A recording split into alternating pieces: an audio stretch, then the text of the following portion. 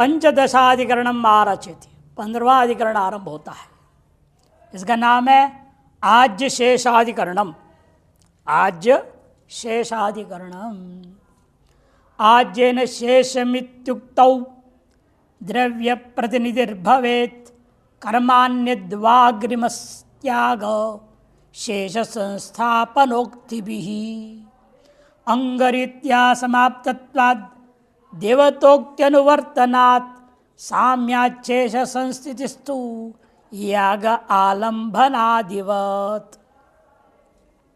आज्यन शेषम कहा है, विधि आया पत्र संयाज प्रकरण में यह आया हुआ है, आज्यन शेषम कुर्यात्। वह विचार करना इत्युक्तो वह द्रव्य का प्रतिनिधि माना जाए। ये पूर्वाधिकरण विषय हुआ ना कि पशु को परिज्ञा ग्रहण करके छोड़ देना है, और जिस पशु रूपी द्रव्य को आपने छोड़ दिया है उसका प्रतिनिधि रूप है ना घी के द्वारा शेष कर्मकांड करना चाहिए, यह इसका अर्थ लिया जाए। अथवा ये अलग ही कर्म है, दोनों मिलकर के एक हो जाएगा। क्या करना है विचार है, कर्मान्यद्वा सिद्धांत कर्मान्यत दूसरा कर्म है। पूर्व पक्ष अग्रिम पक्ष लो, क्यों? 3 हेतु दे रहा है, त्याग शेष संस्थापन उक्ति भी। एक तो पशु को त्यागने बोला, परिज्ञीकरण करके ही त्याग देना, उसका जो है काटना वाटना कुछ करना नहीं।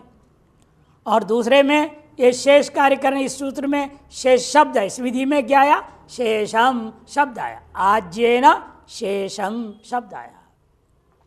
और संस्थापयेत ये भी आया हुआ आगे में, और संस्थापन जो है इसे समापन करने बोला है याग को। उसे मालूम होता है वही याग है, पशु द्रव्य त्याग। पशु को आपने त्याग दिया, द्रव्य गया, तो उस दूसरी द्रव्य से यज्ञ को समापन करने बोल रहा है। अतएव वही याग का द्रव्य प्रतिनिधि मात्र याज्य है, ये पूर्व पक्षी कहता है। सिद्धांत के नहीं, अंगरीत्या समाप्तत्वात्, यहाँ तक पूर्व पक्ष है। यथार्थ अंगरीत्या समाप्ति को देखने के कारण से आपको मानना चाहिए ये जो प्रतिनिधि है। सिद्धांति देवता उक्ति अनुवर्तनात्, प्रकृति में जो देवता की उक्ति हुई है उसका अनुवर्तन हो जाएगा। और यह द्रव्य मिल गया, द्रव्य देवता मिल गया तो अलग याग मानना पड़ेगा। और साम्यात् शेष संस्थितिस्तु, और साम्यात्र भी हेतु समान है, पहले के समान ये भी है। अतएव जो है साम्यात, और शेष सादृश्यता के कारण से हम शेष को ग्रहण करता हूँ। और संस्थिति यह भी को लेकर के याग शब्द आलम्बनादि के समान यहाँ भी याग ही अर्थ लेना पड़ेगा। संस्थिति का अर्थ क्या लेंगे? याग, समापन नहीं। तो पूर्व समापन लिया, जैसे पूर्व में आया था आलम्बन का अर्थ क्या किया पूर्वाधिकरण में? याग किया। वैसे यहाँ पर भी संस्थिति का अर्थ हम क्या करेंगे? याग कर देंगे। अतः स्वतंत्र कर्म हो जाएगा।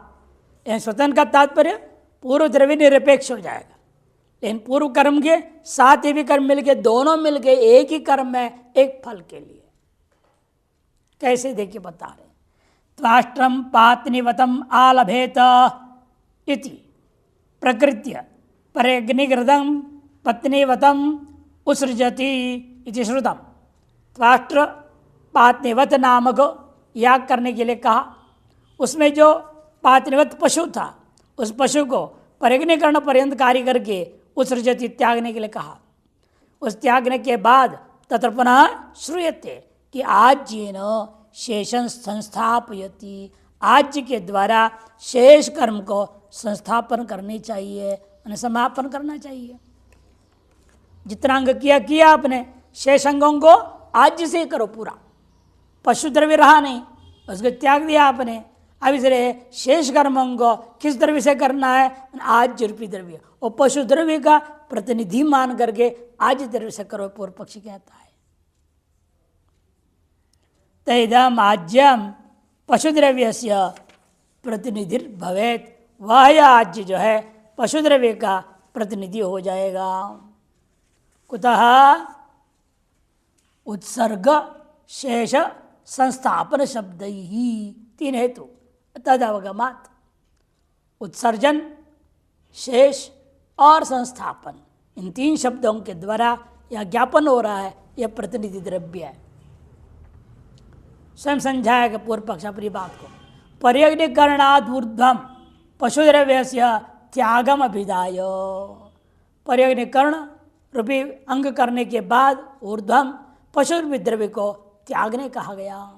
कहा करके आज्य नीति द्रव्यांतरम, आज्य न कह करके द्रव्यांतर जो बताया वह पशुस्थानीयम साधन भूतम उपदिश्य, पशु के जगह पर स्थानापन्न करके, जैसे पशु भी क्या था, याग का साधन था, अब आज्य याग का साधन हो गया। उपदिश्य चोदक प्राप्तम उत्तरकालीनम अंग जातम, अतिदेश से प्राप्त उत्तरकालीन अंग समूह को तेन द्रव्येण आज रूप के द्रव्य के द्वारा संस्थापयत मने समापनीयम इति प्राप्ते ब्रूमः, ऐसा पूर्व पक्ष कहता है। पूर्वाधिकरण न्यायेन अंगरीत्या पात्रिवत पशु समाप्ता, पूर्वाधिकरण न्याय के अनुसार अंगों के दृष्टिकोण से पात्रिवत नामक पशु याग समाप्त हो चुका है। यदि पात्रिवतम आलभेत इति विहितस्य कर्मणा समाप्ति न स्यात्, यदि पात्रिवतम आलभेत इस विध कर्म समाप्ति न हो, स केवलम पशुद्रव्य त्याग क्रियते, और वह केवल पशुद्रव्य द्रव्य मात्र त्याग किया जा रहा है। तथा विहितो द्रव्य देवता संबंध रूपो यागो नानुष्ठित स्यात्, विहित जो द्रव्य देवता संबंध रूप याग है उसका अनुष्ठान के बिना ही आप रह गए, ये कहा जाएगा। ततो देवता उद्देश्य त्यागो अवश्य कर्तव्य, जिस देवता को उद्देश्य करके आपने पशु रूपी द्रव्य को ग्रहण किए थे, उसी देवता को उद्देश्य करके आप उसका त्याग भी अवश्य करना चाहिए। तथा सती पशु साधन के यागे मुख्येन पशु नैव साधिते, इसे पशु साधन के याग को मुख्य पशु के द्वारा ही सिद्ध कर दिया गया। अतः उसकी जगह पर कोई प्रतिनिधि की अपेक्षा ही नहीं रह गया। कुतः प्रतिनिधि देवतोद्देश्य त्यागस्य च उत्पत्ति वाक्य नैव सिद्धत्वात्, देवतोद्देश्य करके त्याग करना वो उत्पत्ति वाक्य के द्वारा ही सिद्ध है। पर्यग्निकरण उत्सर्ग वाक्य न, पर्यग्निकरण रूपी अंग करके उत्सर्जन करने का वाक्य के द्वारा अंग रीति विधाने संस्थापनीय शेषो न कोपि अस्ति, अंग का संपादन का विधि के अनुसार संपादन करके वह याग को, उस याग को समाप्त करना है, शेष कुछ बचा ही नहीं है। तो कैसे कहेंगे आज्यन शेषम, ये कैसे कह सकते हैं। तस्मात् आज्य वाक्य न कर्मांतर विधीयते, आज्य वाक्य से कर्मांतर विधान किया। देवता तो फिर देवता कहाँ से लाऊंगा, फिर कर्मांतर है तो वही देवता ले लो। पात्रिवत शब्द से अनुवृत्तिया लभ्यते, पात्रिवत शब्द का अनुवृत्ति कर दूंगा, वह देवता प्राप्त हो जाएगा मुझे। कर्मांतरस्त्वेपि शेषत्वम उपचर्यते, कर्मांतर होने पर भी शेषत्व औपचारिक हो गया। पशुवाज्य द्रव्य कयो पूर्वोत्तर कर्मण पत्रिवद आख्याया देवताया एकत्वेन, ऐसे कैसे आपने औपचारिक प्रयोग कर दिया, उसके हेतु दे रहे हैं।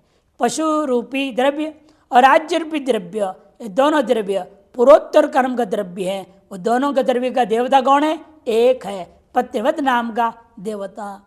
अतएव एकत्वेन अव्यवहित अनुष्ठान, दोनों का अव्यवहित अनुष्ठान के द्वारा च उपक्रम उपसंहार सदृशत्वात्, उपक्रम उपसंहार के समान होने से संस्थिति क्रिया आलंब निर्वापादिवद यागो विवक्षते।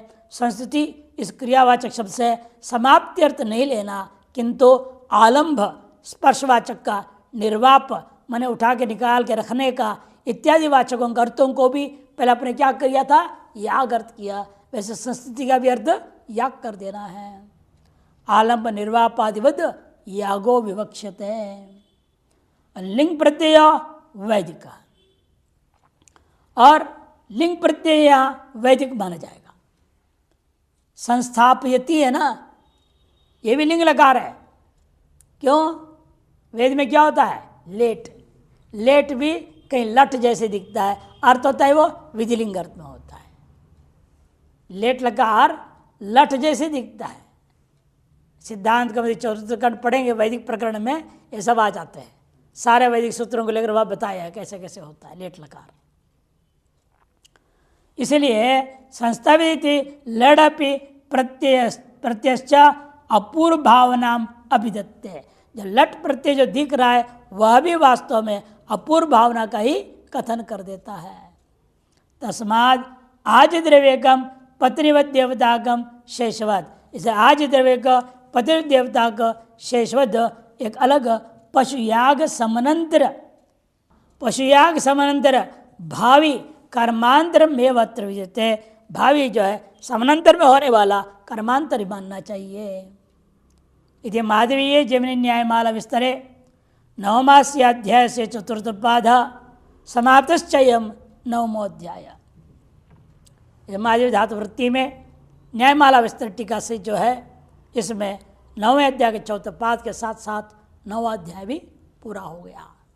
अब 10वां अध्याय आरंभ होता है। इसमें 8 पाद है। 10वां अध्याय 3, 6, 10। तीसरा अध्याय 8 पाद है।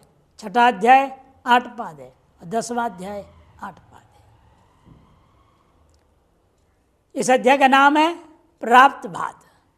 तीसरा अध्याय क्या था? अप्राप्त भाद। और ये जो आपका है प्राप्त भाद है। पूर्व में पृष्ठ संख्या 11 में इसके पादों का विषय वर्णन आया था। श्लोक द्वारलोपो अस्य विस्तारः कार्यकत्वं समुच्चयः ग्रह साम प्रकीर्णानि नैयर्तश्चाष्टपादगाः। द्वारलोप पृष्ठ संख्या 11। द्वारलोप, द्वार का लोप का वर्णन जहाँ हो वहाँ पर अतिदेश होगा कि नहीं होगा? निमित्त का लोप हो गया।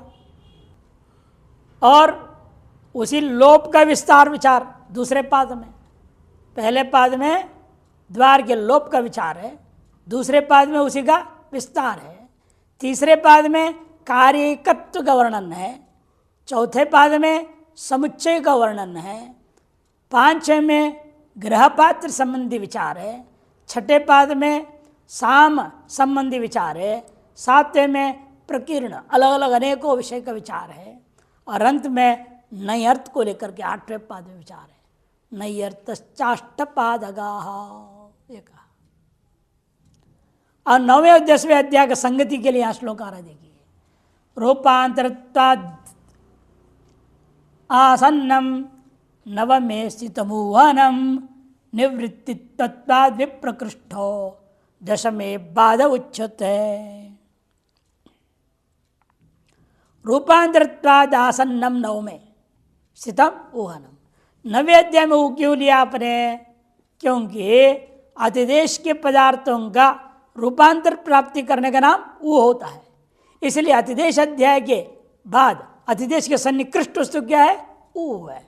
अतएव सामान्य अतिदेश 7वां अध्याय, 8वां अध्याय विशेषातिदेश के अनंतर तुरंत ही ऊ का प्रकरण उठाया। क्योंकि अतिदेश जब होगा, अतिदेश में क्या था? अग्ने जुष्टम निरूपामी, वो वहाँ से आया विकृति याग में अतिदेश हुआ। वहाँ अग्नि नहीं रख सकते अभी आप। वह देवता कौन है? सूर्य। सूर्याय जुष्टम निरूपामी होगा। ये वो करना अतिदेश के अंतर होना आवश्यकता विचार। इसे 9वें अध्याय में अतिदेश के अनंतर भावी अत्यंत सन्निकृष्ट होने के नाते पहले हमने वो अध्याय अध्ययन किया। अब ऊ के द्वारा प्राप्तों में से भी बाध्य बाधक भाव विचार करना है। क्या रखना है? नहीं, सब आ रहा है ना प्रकृतिवत, सारे आ जाएंगे प्रकृति से। फिर विकृति याग में बोलने की जरूरत? कुछ अंग, यहाँ कुछ अंगों का पाठ है, इसका मतलब वहाँ से सारे अंग नहीं आना है। किन अंगों को बांधना है? किस आधार पर बांधोगे आप, त्यागोगे उसको? वही सब निर्णय देने के लिए 10वां पाद है। निवृत्तित्वाद अंगों का, यहाँ प्रकृति से अंगों का निवृत्ति पर है ना, वो करना नहीं है, वो अंग को रखना नहीं है और उसको बदलना नहीं है, कि तो हटाना ही देना है, निवृत्ति करना है। अतएव वो अतिदेश से ऊ की अपेक्षा से यह जो बात है विप्रकृष्ट होने से इस 10वें अध्याय में हम बात पर विचार करते हैं। अतिदिष्ट पदार्थ स्वरूपांतरम ऊहनम, अतिदिष्ट पदार्थ के स्वरूपांतर का नाम ऊहनम हमने किया। क्यों? सन्निकृष्ट होने के नाते।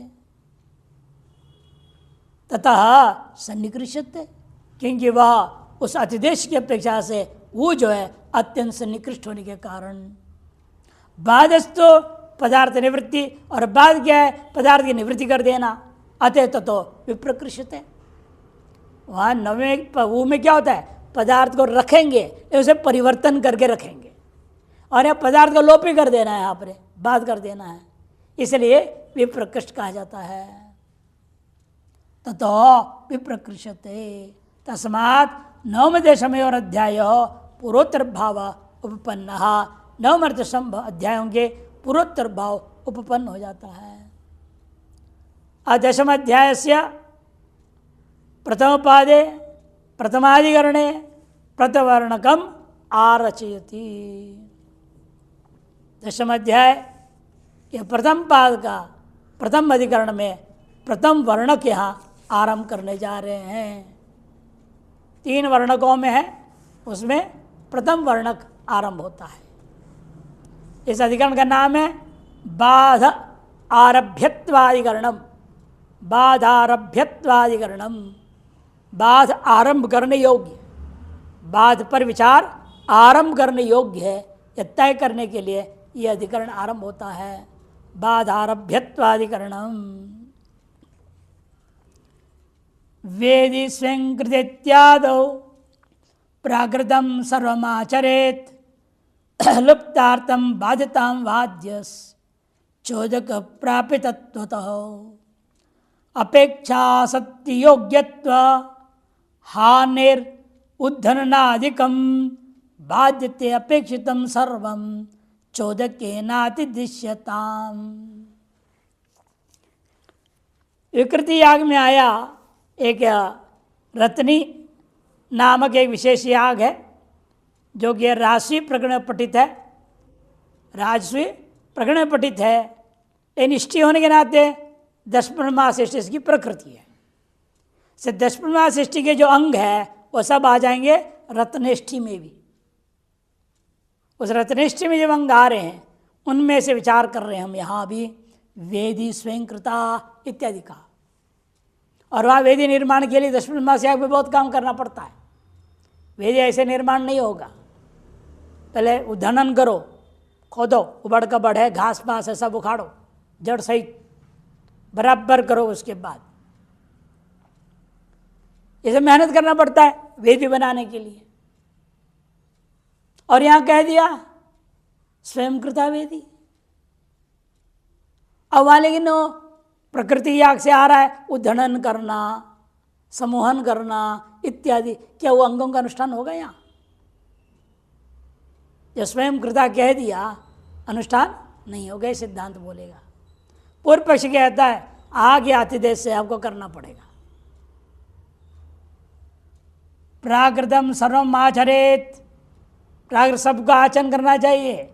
लुप्तार्थम बाध्यताम वाह, तो लुप्त अर्थों का बात कर देना चाहिए, इसे सिद्धांत थी। प्राकृत सर्वम आचरेत पूर्व पक्ष है, लुप्तार्थम बाध्यताम सिद्धांत है, इसे वाह कह दिया। उसे पूर्व पक्ष कहते हैं आद्य, पहला पक्ष ठीक है। क्यों? चोदक प्राप्त तत्वतः, अतिदेश से प्राप्त वस्तु का आप उपेक्षा या बाध नहीं कर सकते, आए हुए का जरूर अनुष्ठान करना चाहिए। पूर्व पक्षी दृष्टांत देगा अपने हिसाब से यहाँ अलग अलग वर्णक में। जैसे आपने किसी को बुलाया है, श्रेष्ठ है, ज्येष्ठ है, किसी को बुलाया और फिर क्या उसको भोजन दिए बिना बिठाए रखे रहोगे? भोजन के लिए बुलाया तो भोजन खिलाओ। ठीक है, 10 मिनट लेट हो, आधा घंटा लेट हो तो चलेगा, लेकिन खिलाओगे ही नहीं, ऐसे तो नहीं होगा ना। निमंत्रण काहे को दिया फिर? इधर यहाँ पर भी अतिदेश कर दिए, फिर काय को अतिदेश किया आपने यदि करना नहीं था तो? जब प्रकृति में अधिकृत अतिदेश हो गया आप उसका पालन करो इत्यादि तर्क पूर्व पक्षी देगा। अपेक्षा आसक्ति योग्यत्व हानिर उद्धरणादिकम बाध्यते।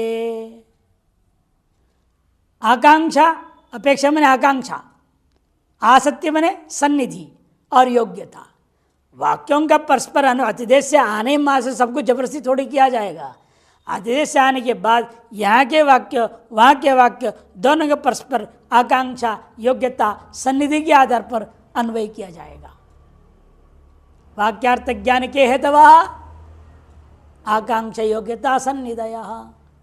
तर्क संग्रह में आया ना, वाक्यार्थ के ज्ञान के प्रति तीन ही कारण है, आकांक्षा योग्यता सन्निधि। थोड़ा क्रम बदल दिया उन्होंने। अपेक्षा, अपेक्षा मने आकांक्षा, आसक्ति मने सन्निधि और श्लोक के कारण से योग्यता को बाद में रखा है। क्रम ये होगा आकांक्षा योग्यता सन्निधि।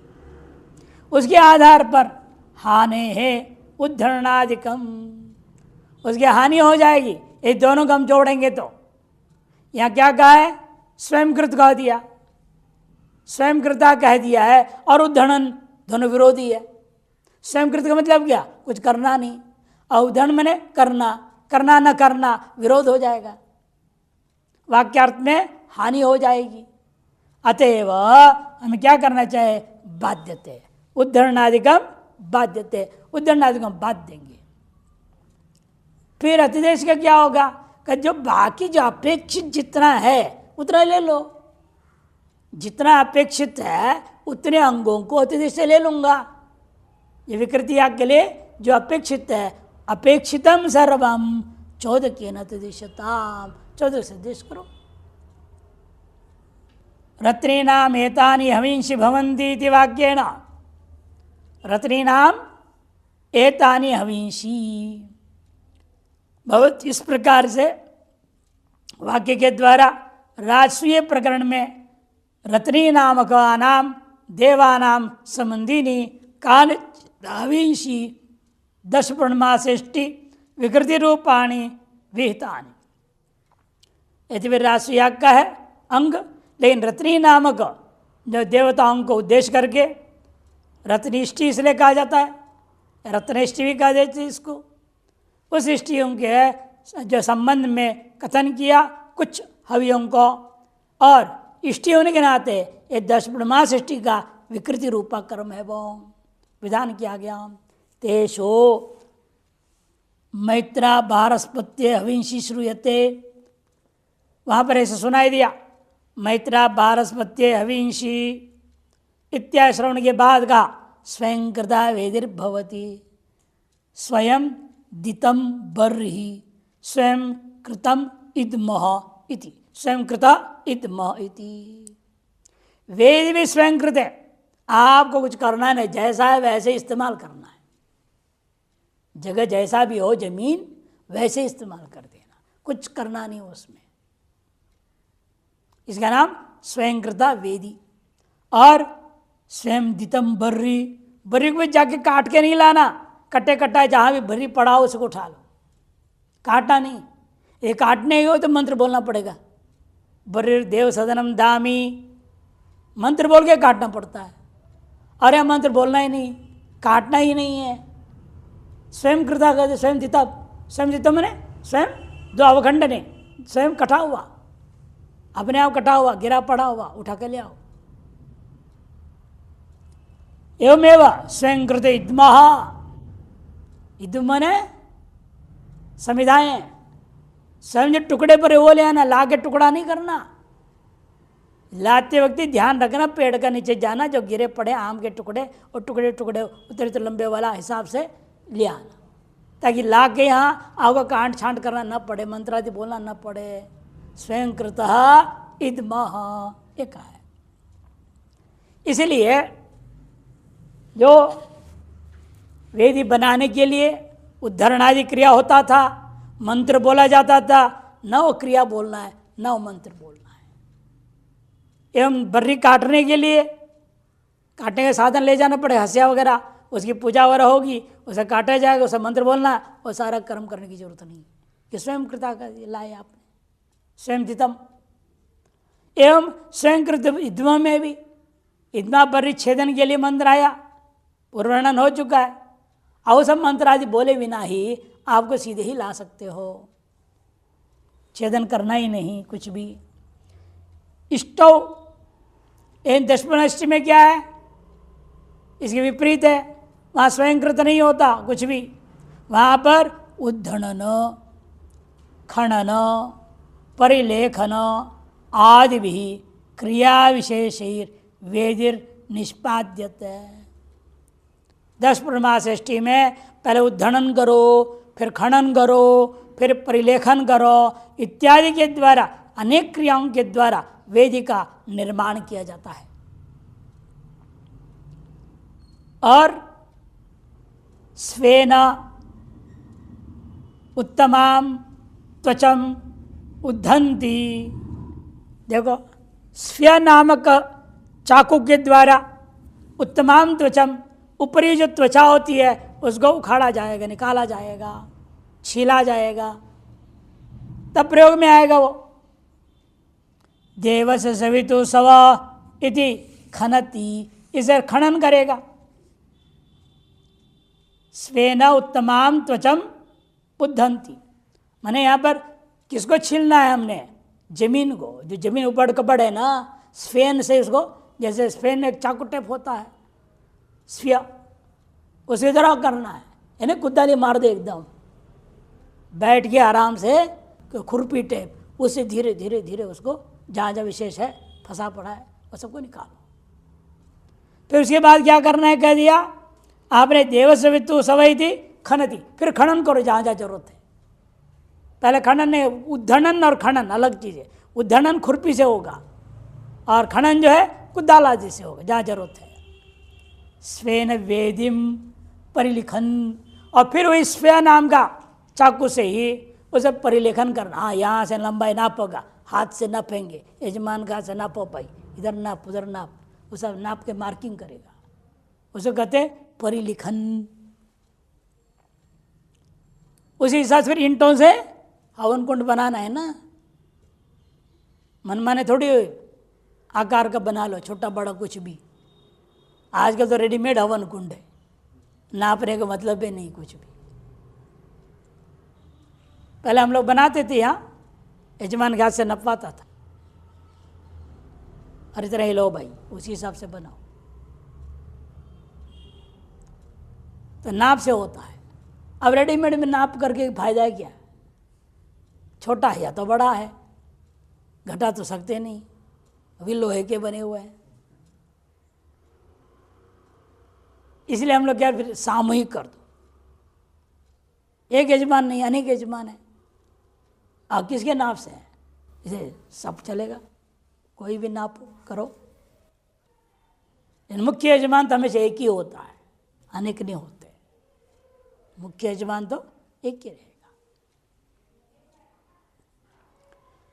इसी तरह से परिलिखन परिगृह्णात इति तद विधानात् यज्ञस्य घोषदसी इत्यस्मिन् अनुवागे प्रोक्तेर मंत्रेर दातृछिन्नम बर्हि संपद्यते। यज्ञस्य घोषदसी इत्यादि अनुवाक में प्रोक्त मंत्रों के द्वारा दात्री, ये है आपका दात्री मैंने क्या बोलते, हसिया होता नहीं, यूँ होता है, जो सीपीएम वालों का नहीं छिन्न होता है। हाँ, घास काटना, आपके गेहूँ वगैरह काटने के लिए वही होता है, हसिया इस्तेमाल होती है, उसका नाम दात्री बोलते हैं, दात्री संस्कृत में।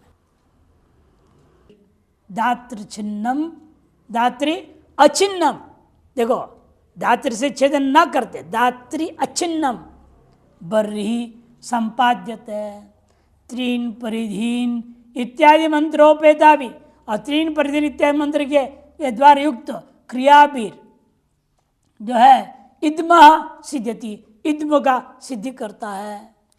इद्म ने संविधान का निर्माण कर लेता है। विकृति रूपे तू, ये तो प्रकृति याग में वर्णन किया 10वीं में, ऐसे ऐसे मंत्रों को बोल के ऐसा ऐसा कर्म किया जाता है। लेकिन यहाँ तो सब स्वयं कृता कह दिया है, क्रिया विशिष्ट तो है नहीं यहाँ। विकृति रूपे तो हविंशी उद्धरणाद्यपेक्षा वारयितुम स्वयं इत्युक्तम। विकृति रूप याग में तो हविर याग में उद्धरणादि का जो अपेक्षा वारयितुम, अपेक्षा का वारण करने के लिए यहाँ हर बार स्वयं स्वयं स्वयं शब्द प्रयोग हुआ है। यथावस्थित एव भूप्रदेशो वेदित्वेन स्वीकर्तव्य। स्वयं कृता का मतलब क्या है? जैसा अवस्थित है वो भूमि प्रदेश जैसा भी है उसको वैसे ही वेद रूपेण स्वीकार करना है। इतना वर्षीय अपनी स्वतएव छिन्ने शास्त्रीय छेद निरपेक्ष ग्राह्य इत्यर्थः।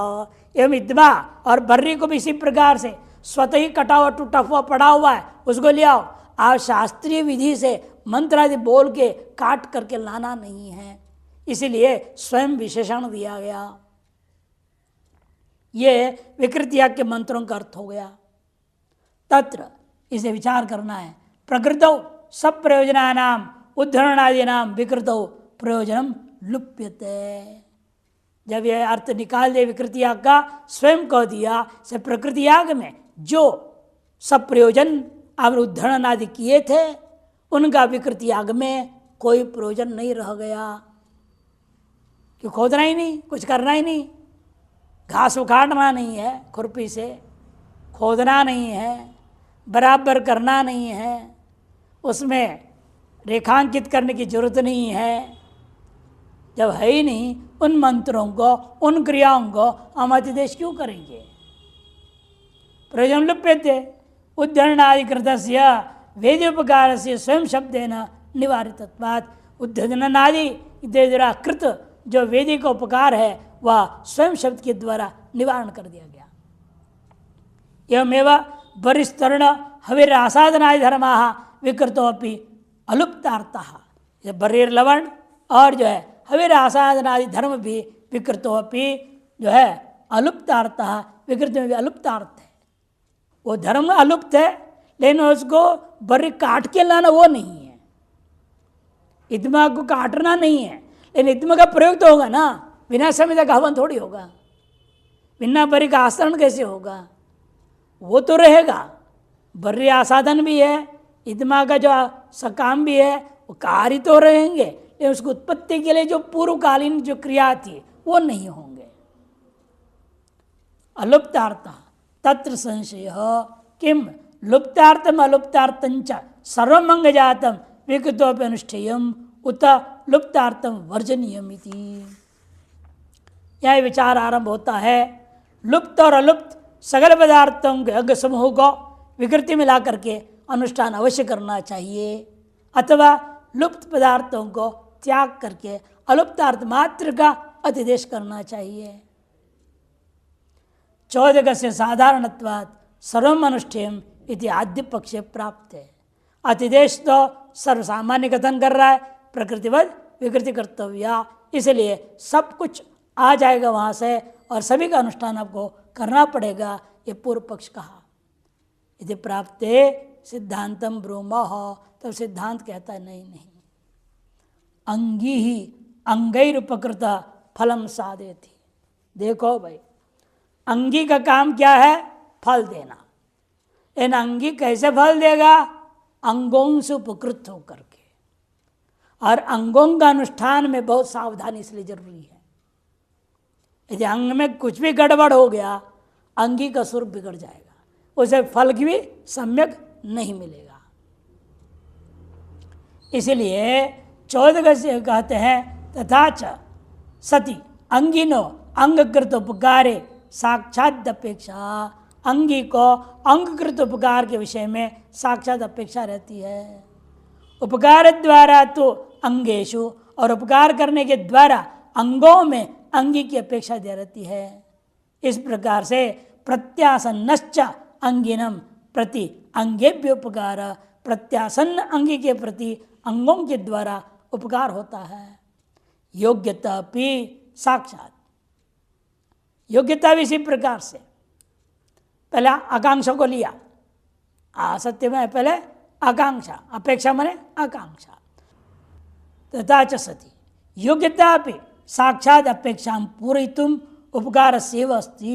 साक्षात अपेक्षा को पूर्ण करने के लिए उपकार की अपेक्षा करता है, न तो अंगानाम, अंगों का नहीं। अतएव आकांक्षा भी है, प्रत्यासन्न होने के नाते आसक्ति भी है, सन्निधि भी है और योग्यता भी है। न तो अंगानाम, इसलिए अंगी में सब दिखाई देता है, अंगों में नहीं होता। वेदी निष्पादन लवण दृष्टोपकार युक्ता, वेदी का निष्पादन करना और बर्री का लवण करना, इदमा का लवण करना इत्यादि दृष्टोपकार युक्तानि प्रकृतो उद्धरणादि अंगानि, प्रकृति में उद्धरणादि जो अंग होते हैं विकृत हो तो वेद्य स्वतः सिद्धत्व है ना, लेकिन विकृति में वेद्य स्वतः सिद्ध होने के नाते निष्पादनीय उपकारो लुप्यते, निष्पादन करने योग्य उपकार का ही लोप हो गया। ततः उपकार द्वारकानि आकांक्षा सन्निधि योग्यत्वानि उद्धरणादि अंगेशु हीयन्ते, इसलिए उपकार का द्वारक जो थे आकांक्षा सन्निधि योग्यता आदि वह उद्धरणादि अंगों में नहीं रह गया। तस्मात् उद्धरणादि नानुष्ठेयानि, उद्धरणादि का अनुष्ठान नहीं करना चाहिए। स्वयं चोदक प्राप्ति तस्य उद्धरणादि अनुष्ठेयत्व प्रत्यस्य भ्रांतित्वेन निश्चयो बाधयितुच्यते। वह यह चोदक से प्राप्त उद्धरणादि अंगों का में अनुष्ठित्व की जो बुद्धि है वह भ्रांतिजन्य होने के नाते वह निश्चय होने के कारण से उसको बाध करना जरूरी हुआ। चोदक से तो चोदक तो अलुप्त उपकार उपकार द्वारेण, अलुप्त उपकार वालों से उपकार करने के द्वारा आकांक्षा सन्निधि योग्यत्व युक्तैर हवीर आसादनादि अंगैर चरितार्थ था संपद्यते। हवीर आसादनादि जो आगे का अंग है उन अंगों के माध्यम से वह अतिदेश भी चरितार्थ हो जाता है। अतएव अतिदेश के द्वारा लाके सगल अंगों का अनुष्ठान करना कोई जरूरी नहीं रह गया। उपकार लेना है उनसे तो करो, जिन अंगों से अंगी को उपकार पहुंचाना है उन्हीं अंगों को लेना है। जिन अंगों से अंगी को उपकार प्राप्त नहीं होनी है, अतिदेश आ रहे हों तो भी उसको बाध देना चाहिए। द्वितीय वर्णगम मारचेति अर्थलोपाद बाधाधिकरण, बाध का हेतु क्या है? आपने उपकार उपकारक भाव लेकर के अंगांगी भाव को लेकर वर्णन किया आकांक्षोग्यता सन्निधि के आधार पर। अब दूसरी बात कहते हैं द्वितीय वर्णक में, कहते प्रयोजन का ही लोप हो गया। अब प्रयोजन ही नहीं रह गए तो क्या करेंगे उसको, वो अंग को। जिन अंगों से हमारा प्रयोजन सिद्ध होना है उन्हीं अंगों को लूंगा अतिदेश से। जिन अंगों का हमारा कोई प्रयोजन ही नहीं है तो उनको लाके क्या करूंगा, इसे उनका बाध कर दिया जाएगा। जैसे दृष्टांत देंगे, सोने का चावल है, सोने का, लोहे का भी चावल होता है, क्रिस्टल नाम से होता है। आप उसको क्या कूट के छिलका उतारेंगे? वे पूरे दिन धोना भिगाना, अगला दिन उखल मुसल में कूटना, फटकनी से उसको जो है आपने छिलकों को उड़ा दिया, अलग कर दिया, फिर दृश्य दुप्पल में डाल के उसको पीस दिया, आटे बना लिए, उसे पुरडाश बनाते हो। वो सारे अंगों का क्या सोने के चावल में अनुष्ठान हो सकता है? क्या धोएंगे, क्या भिगाएंगे, क्या वो फूलेगा? कूट के क्या छिलका उतारोगे उसका? पीसेंगे कैसे उसको? प्रयोजनाभावात ये सब अंगों का अतिदेश ही नहीं करना, बात कर दो उसको। अवघात कृष्णलानाम अस्ति नोवास्ति पाकवत प्रत्यक्षोक्त्या चरित पाक अवघात्य तो नास्ति साव। अवघात आदि कर्म कृष्णलों में अस्ति नो वास्ति, कृष्णल आदियों में भी किया जाएगा या नहीं किया जाएगा। पूर्व पक्षी कहते पाकवत, वहाँ पर कहा है भले सोने का चावल है उसको पकाओ बोला है, सोने चावल पकेगा क्या? लेकिन क्या अगर विधि कहा है इसे थोड़े पानी में गर्म करेंगे, चावल को डाल देंगे, थोड़ी देर के बाद ये पक गया ऐसे बोल के उतार देंगे। विधि है ना, करना पड़ेगा। इसे पूर्व पक्षी उसको पकड़ा, जैसे पाक विधि में भी आप पाक रूपी क्रिया करते हैं उसी प्रकार इनको भी करो। भले प्रयोजन क्या है, पकाने का क्या होता है प्रयोजन? चावल विकृति होगी, अवयव ढीले पड़ेंगे, पकेगा, है ना, पकना बोलते हैं ना उसको, भात बनेगा। ये सोने के चावल का भात तो बनेगा नहीं, यह भी प्रयोजन नहीं है, फिर भी आप करते हैं। उसी प्रकार से पूर्व पक्षी कहते हैं अवघात आदि भी करो, नहीं पी सको फिर सिलबट्टे पे चलाओ, करते रहो, सब कर्म करो। तो सिद्धांत कहते नहीं, प्रत्यक्षोक्त्याचरित पाकम, प्रत्यक्ष विधि है इसलिए पाक भले हम करेंगे लेकिन अवघातित्व नास्ति सा, अवघात आदि करने के लिए कोई प्रत्यक्ष विधि नहीं है, इसे उसको बाध किया जाएगा। विकृति रूपाणाम कामेष्टिनाम कांडे पठ्यते, विकृति रूपा कामेष्टि के कांड में यह पाठ है। प्राजापत्यं हृदय चरु निरपेत शत कृष्टलम आयुष काम इति, कृष्टल शब्द सुवर्ण सकलवाची, प्रजापति देवता को उद्देश्य करके घी में चरु का निर्वाप करो। चरु क्या है यहाँ पर? शत कृष्टलम, शत कृष्टलम 100 कृष्टल लेना, किस कामना से करना है? आयुष कामना, आयु की कामना से। इति यह कृष्ण शब्द का अर्थ है सुवर्ण शकलवाची, सोने के टुकड़े हैं, चावल के आकार में सोने के टुकड़े हैं। प्रकृतो व्रीहीन अवांति थी, प्रकृति में क्या है? चावल बनाने के लिए व्रीही है, व्रीहीन अवांति कहा गया। इति पूर्णाशय हेतु नाम व्रीहीणाम अवघात विहित, अवघात आदि कर्माविहित है। स्वत्र चरु हेतु नाम कृष्णला नाम चौदकवशात अस्ति नो वा इति संदेह, वह यहाँ पर ला करके संदेह होता है जो क्रिस्टल है इनमें भी अवघात आदि सकल कर्मों को करना चाहिए कि नहीं करना चाहिए। पूर्व पक्षी अस्तित्व पूर्व पक्ष प्रतिज्ञा, क्यों? वितुषीकरणम प्राकृत उपकार, प्रकृति में क्या है? व्रीहि को कूटना आदि का फल क्या है? वितुषीकरणम, छिलके को उतारना, फिर पीसने का आटा बनना, और जो दूध में मिलाकर बनाना पुरडस रोटी बनाना, वहाँ अलग प्रयोजन है। प्रकृति याग में प्राकृत उपकार और लुप्ते पे उपकार है, और यहाँ है ही नहीं वो सब। उपकार के लोप होने पर भी तत्सत्तायाम भागवत निदर्शनम, उपकार के लोप होने पर भी उनकी सत्ता को स्वीकार करनी पड़ेगी पाक के समान, ऐसा दृष्टांत देते हुए पूर्व पक्ष कहता है। तो लुप्ते भी विक्लेदन उपकारे, जैसे पकना रूपी उपकार का न रहने पर भी पाक प्रतिवादिनो अभिमत, पाक रूपी क्रिया आप प्रतिवादी स्वीकार करते हो। तद्वद अवघातोप्यस्तु, अवघात अधिकर्म वैसे करो, ये पूर्व पक्षी ने कहा। घृते श्रपेती, सिद्धांत यहाँ से जवाब दे रहा है, हम पाक रूपी क्रिया क्यों कर रहे हैं? कि कहा है घृते श्रपयति, घी में पकाओ कहा है, पानी में नहीं, घी में पकाओ कहा है। चावल को तो पानी में पकाते हैं, यहाँ तो घी में पकाओ कहा है, विधि है। इसे पाक रूपी क्रिया का नाटक हम जरूर करेंगे विधि के वजह से, लेकिन अन्य क्या विधि नहीं है। प्रत्यक्ष उक्तिया पाको अभ्युपगता, लेकिन अवघात है तो साउक्तिर्नास्ति, अवघात संबंध में ऐसे प्रत्यक्ष श्रुति नहीं है। यदि वैषम्यात अवघातो नास्ति, वैषम्य से अवघात का बाध किया जाएगा, उनका अनुवृत्ति नहीं होगा।